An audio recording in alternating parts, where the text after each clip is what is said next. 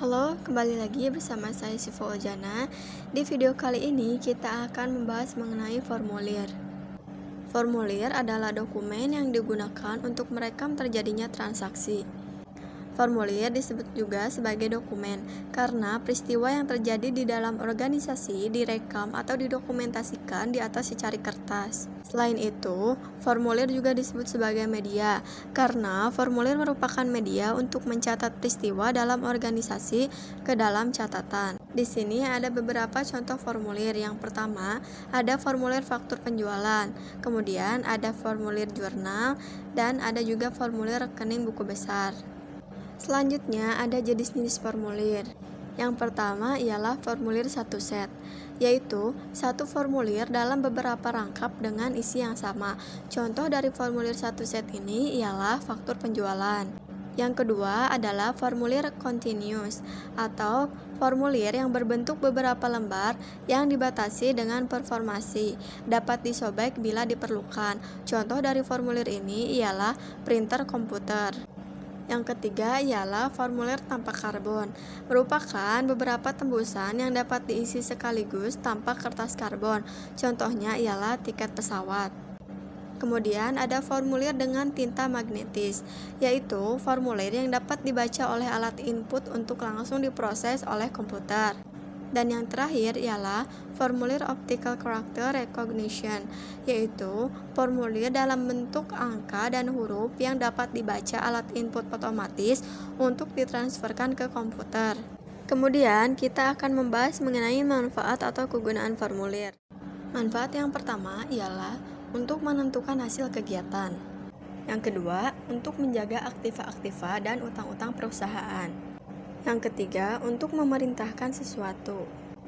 Yang keempat, untuk penyusunan rencana kegiatan, penilaian hasil, dan penyesuaian rencana.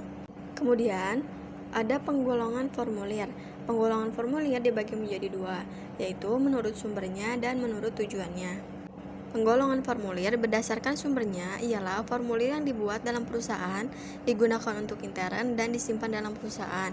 Kemudian, formulir yang dibuat dalam perusahaan dan dikirim kepada pihak luar perusahaan. Kemudian, formulir yang diterima di luar perusahaan.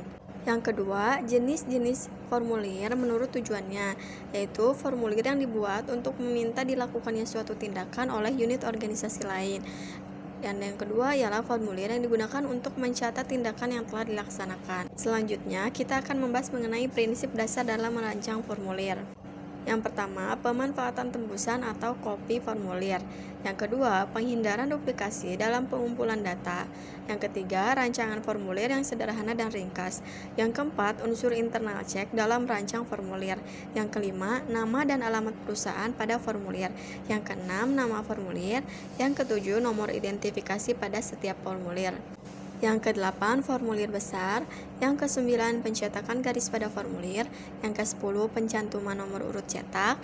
Yang ke-11, rancangan formulir yang hanya memerlukan pengisian data checklist atau silang, atau dengan menyantumkan jawaban ya atau tidak. Yang ke-12 ialah formulir ganda, dan yang terakhir yang ke-13 ialah pembagian zona.